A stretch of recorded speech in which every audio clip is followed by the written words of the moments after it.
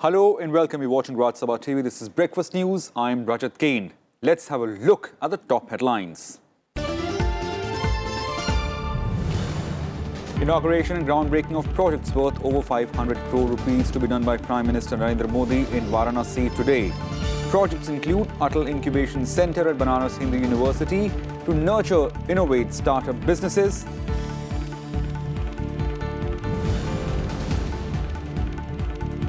Transformation in every sense is the motto of the present government. Vice President M. Venkaiah Naidu asked business community at the India-Malta Business Forum to invest in India.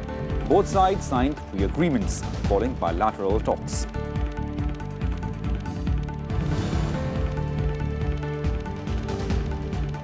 Lowest infant deaths in India in 5 years, says United Nations in its report for 2017.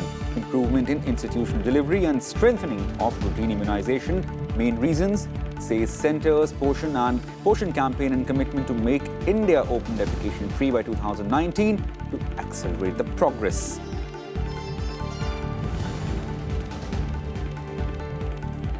US escalates trade war with China, announces new tariff on additional $200 billion worth of Chinese imports. New tariff to be effective in phases from September 24th.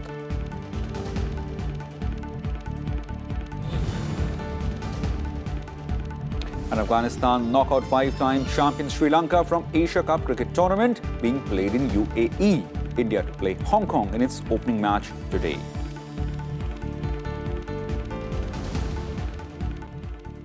A top story.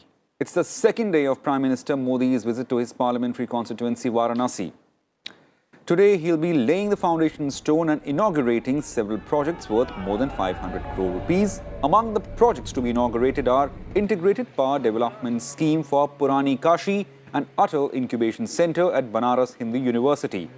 The incubation center is to promote a culture of innovation and entrepreneurship in the country by providing suitable physical infrastructure in terms of capital equipment and operating facilities for mentoring startups. The projects for which the foundation stone will be laid include Regional Ophthalmology Center at the BHU. Prime Minister will also address a gathering later in the day.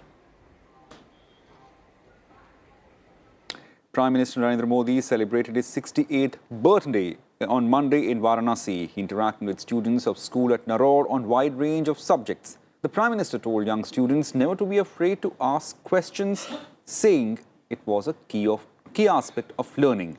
He also told them to give importance to sports and learn various other skills in life. कभी कोई चीज समझ ना आए तो आप master जी को पूछने की हिम्मत करते हैं कि डर लगता है? पूछते हैं? और फिर मास्टर जी कहते हैं चुप बैठो, सर मत खाओ। हैं? कभी आपको ये भी लगता है कि मैं ऐसा सवाल पूछूं और सब लोग हंस देंगे तो मेरी तो इज्जत चली जाएगी, इसलिए पूछते ही नहीं है। ऐसा भी होता है ना? हाँ, होता है। कुछ लोगों को ऐसा लगता है अरे कोई पूछ लेगा तो मुझे जवाब मिल जाएगा, मैं नहीं पूछूंगा। ऐसा भी होता है ना? देखिए, आपके सवाल आपने खुद ने पूछने चाहिए और बार बार पूछने चाहिए। उसके कारण आपके मन में कोई शक होता है ना तो निकल जाता है, वरना अगर पूछेंगे नहीं, ऐसे ही चले जाएंगे तो फिर आपको कोई काम नहीं आएगा। The Prime Minister also visited Kashi Vishwanath Temple and offered prayers. He later also made a surprise visit to Manduan railway station and spent a few minutes there.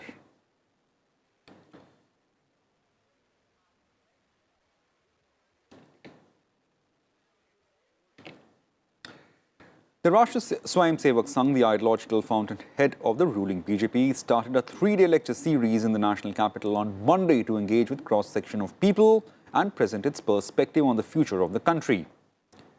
On the first day of the event, The Future of Bharat, an RSS perspective, RSS Chief Mohan Bhagwat addressed the occasion. Several eminent personalities from various walks of life were present. Bhagwat said the event aimed at helping people to understand the organization. Bhagwat spoke on a variety of issues, including the freedom movement. He said the Congress played a big role in freedom movement and gave India many great personalities. He also underlined that the work RSS does is incomparable, while underscoring that India had a tradition to work with different ideologies. संपूर्ण समाज को, देश को अपना मानकर काम करता है, किसी को भेदभाव से, शत्रुता भाव से नहीं देखता। और इसके कारण जिसने समाज का स्नेह और विश्वास अर्जित किया है, ऐसा आचरण करने वाले लोगों की टोली प्रत्येक गांव में, प्रत्येक मोहल्ले में खड़ी हो। ये योजना 1925 में संघ के रूप में प्रारंभ हुई। संघ बस इतना ही है, इससे ज्यादा नहीं। As part of the government's effort to revive credit and economic growth, state-owned Bank of Baroda, Vijaya Bank and Dena Bank will be merged to create country's third largest lender. The proposal will be sent to the boards of the three banks that needs to approve it before any further process. The government will continue to provide capital support to the merged entity. The three banks will continue to work independently post-merger. The move comes after top lender State Bank of India last year merged itself 5 of its subsidiary banks and took over Bharatiya Mahila Bank. Announcing the plan, Finance Minister Jaein said the merger will make banks stronger and sustainable and increase their lending ability. And therefore, this major decision was taken by the alternate mechanism today to amalgamate the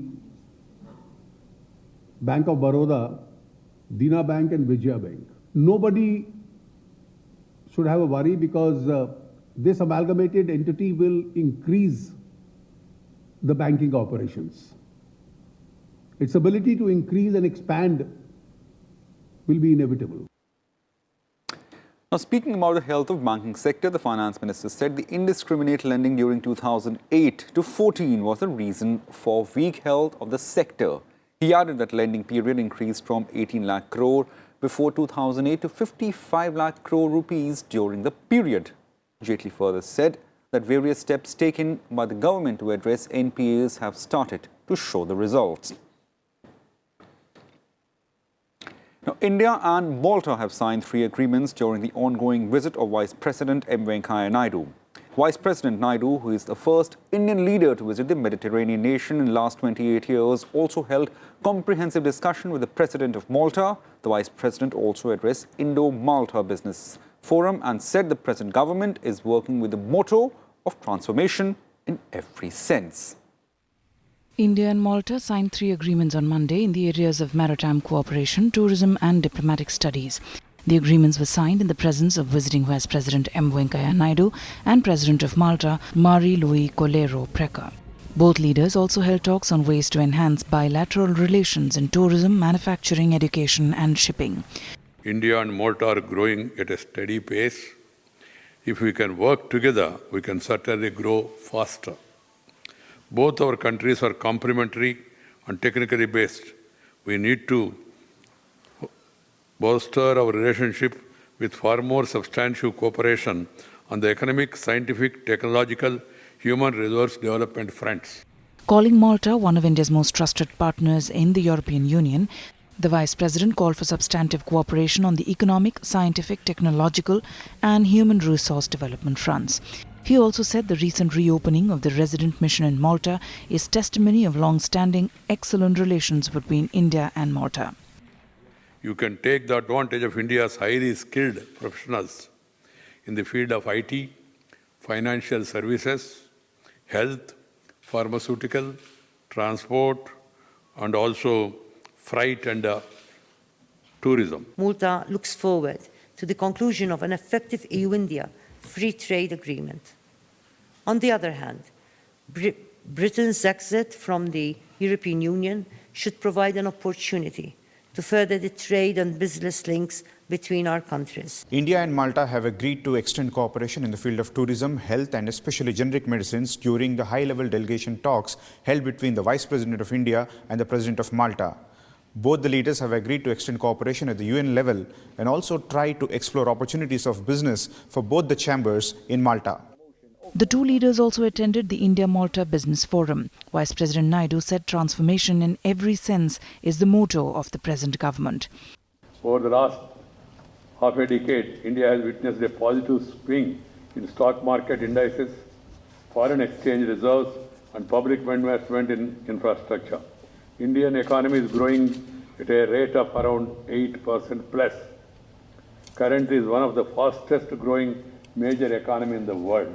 Transforming in every sense is the motto of the present government. He also counted the various economic reforms undertaken in India in recent years. A number of economic reforms have been carried in the recent days. The most important is digitization of the economy, financial inclusion, tax reforms like goods service tax. It is a major revolutionary transformation taxation proposal that has happened in India, and that has widened the tax net. The revenues of the government are increasing and people are all coming to the tax net. The interest rates are coming down, the tax rates are coming down, and with the tax base being widened and the tax compliance automatically has increased. Speaking at the event, the President of Malta said that the Vice President's visit will have a powerful impact on bilateral relations and will help build a strong trade and business network between the two countries. Vice President of India and the President of Malta addressed the India-Malta Business Forum and assured the businessmen of all the support when they come to invest in both the countries.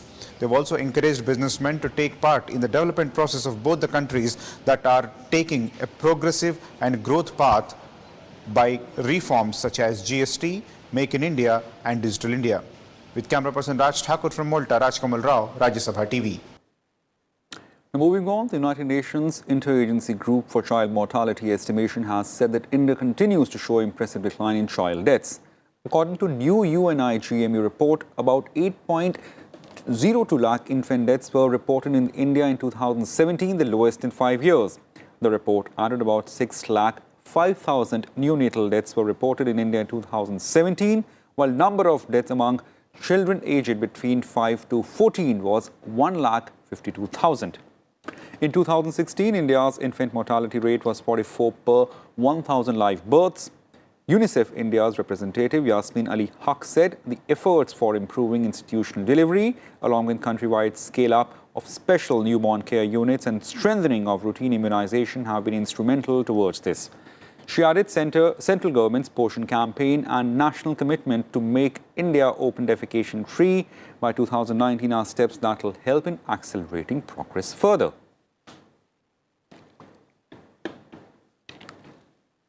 Time for a very short break. More news on the other side.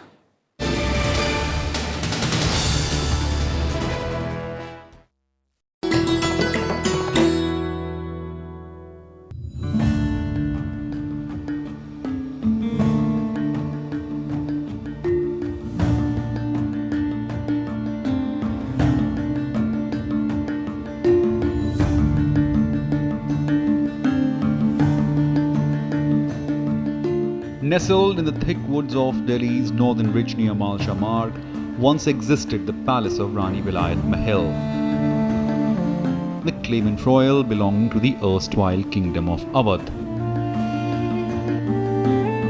4 decades back, Vilayat Mahal came to Delhi after being ousted from the royalty. She came here with 2 children, Ali Raza and Sakina, some guards, her greyhound dogs, gems and jewellery, carpets, collection of books and private correspondence as per the information goes. She began living at the fences of New Delhi railway station near State Entry Road in protest seeking rehabilitation. After she wrote to then Prime Minister Indira Gandhi, Vilayat Mahal was given to stay in a hunting lodge in the middle of the canvassing ridge.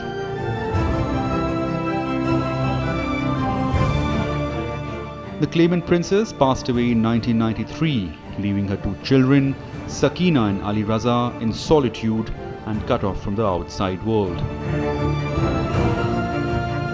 Few years ago, Sakina too passed away. After demise of his mother and sister, Prince Ali Raza continued to live here without electricity, water, phone line, in his hunting lodge, his fortress.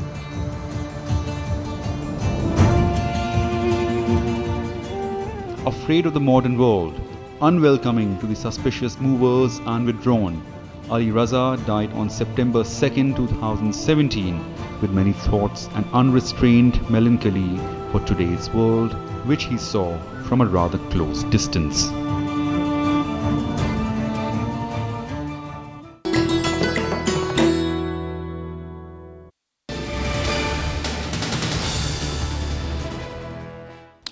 Welcome back. The Supreme Court on Monday issued notice to centre and other authorities in a plea seeking ban on nearly 85 pesticides that are being used in India on the grounds that they pose health hazard. The plea also sought empowering state government to take decision at their level for prohibition and restriction related to pesticides. The counsel appearing for the petitioners said that these pesticides have already been banned in other countries, but in India, he added that the continued use of deadly pesticides is a major threat to right to life of the farmed workers and the farmers. The petition also said that deadly pesticides are still used at a time when there is much evidence to the success of ecological agriculture practices like organic farming in terms of profitability for farmers as well as productivity of the crops. Investigating agencies CBI has written to Facebook, Cambridge Analytica and Global Science Research in connection with the illegal personal data harvesting of Indians from social networking platforms. According to news reports, CBI sought the details of data collection exercise adapted by these companies. After reference from the centre, the agency initiated a preliminary inquiry against Cambridge Analytica, the Global Science Research last month over the alleged data theft. Cambridge Analytica allegedly received data from Global Science Research that employed alleged illegal means of personal data harvesting of Indians using Facebook, which has over 20 crore users in India. The 73rd session of United Nations General Assembly will open today in New York City, with high-level dialogue scheduled for next week. The first day of the high-level general debate will be held on 25th September 2018 and is scheduled to last for 9 working days. On 26 September, the UNGA will hold a high-level meeting on the fight against tuberculosis as agreed by member states in February 2018. External Affairs Minister Sushma Swaraj will address the annual high-level UN General Assembly session on September 29th. The theme for general debate will be making United Nations relevant to all people, global leadership and shared responsibility for peaceful, equitable and sustainable societies. The South Korean President Moon Jae-in arrived in Pyongyang today for a 3-day visit. North Korean leader Kim Jong-un greeted Moon Jae upon his arrival in Pyongyang for the 3rd summit this year to improve ties and help resolve the nuclear standoff between the North Korea and the United States. Since the beginning of the year, North Korea has embarked on unprecedented path meeting with both the South and the US. Yet talks with Washington have reached a deadlock, with both sides so far agreeing only to a very general goals. South Korea has taken on a key mediation role. It will be the 3rd meeting with North's Kim Jong-un since their historic summit at the border in April this year. 미국의 비핵화 조치 요구와 북측의 적대관계 청산과 안전보장을 위한 상응 조치 요구 사이에서 어떻게 접점을 찾을 수 있을 것인지 김정은 위원장과 허심탄회한 대화를 나누어 보고자 합니다. 저는 김정은 위원장과 트럼프 대통령의 진정한 의지를 여러 차례 확인했습니다. 대화의 물꼬가 트이고 두 정상이 다시 마주 앉는다면 Now, the US has imposed fresh tariff on $200 billion worth of Chinese goods as it escalated its trade war with Beijing. The taxes will reportedly take effect from 24th September, starting at 10% and increasing to 25% from the start of next year.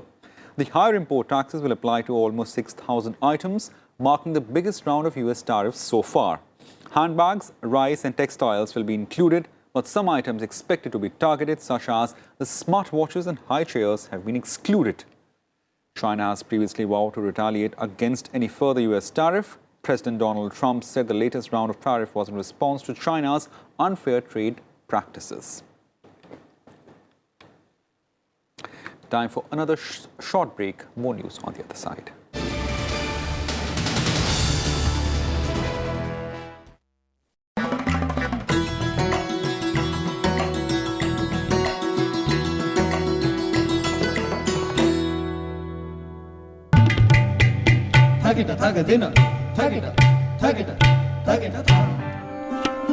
Standing at the center of Quwwatul Islam Mosque inside the historic Qutub complex, this iconic iron pillar gives us a glimpse of Delhi's tryst with the kingdom and its supremacy. This iconic pillar bears an inscription written in a later form of Brahmi script of Ashokan time. The inscription on the pillar talks about the victory of a great king, defeating his enemies from the expanse of areas between what is now Bengal to Punjab.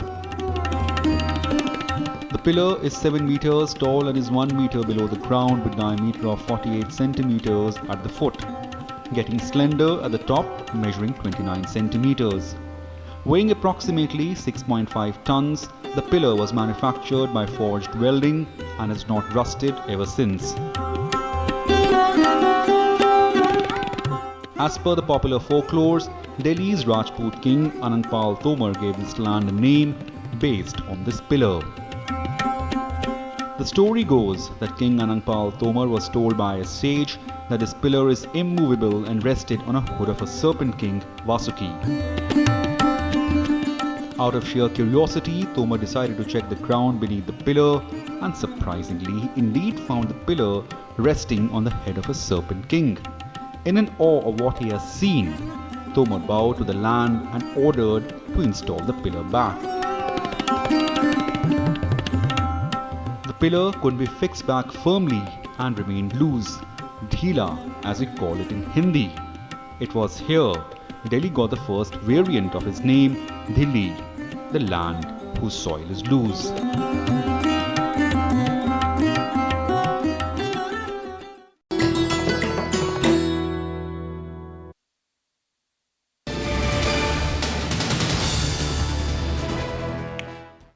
Welcome back. On to some sports news now. Names of Indian skipper Virat Kohli and weightlifter Saikhom Mirabai Chanu have been recommended for the prestigious Khel Ratna Awards. If Kohli bags the honour, he'll become third cricketer to do so after Sachin Tendulkar in the year 1997 and former Indian skipper Mahendra Singh Dhoni, who was awarded in 2007. Chanu, on the other hand, would join the likes of Karnam Maleshwari and Naima Karampakkam Kunjurani, who had received the award in 1995 and 96 respectively. The weightlifters had clinched a gold medal in 48 kg category at 21st Commonwealth Games 2018 in Australia.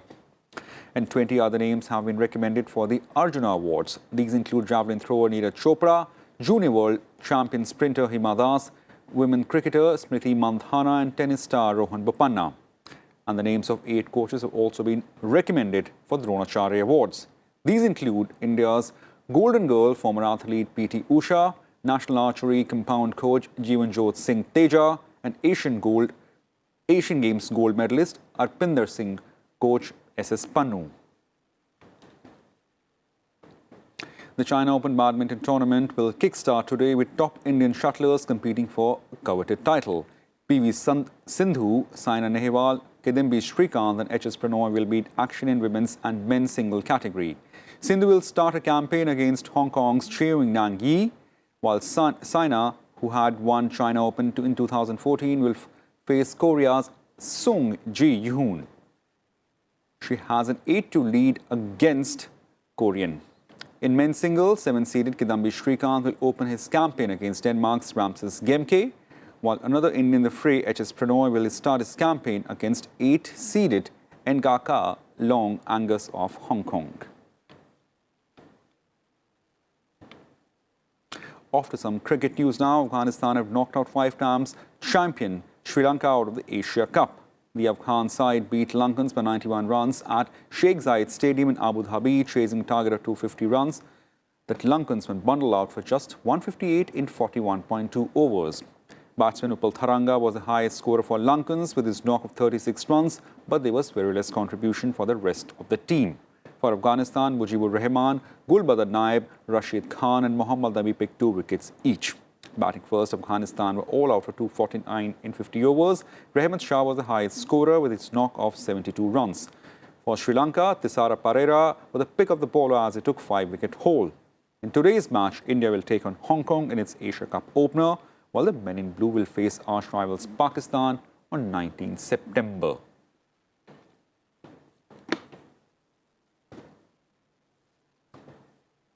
That's it for now in Breakfast News. Keep watching Rajya Sabha TV for news.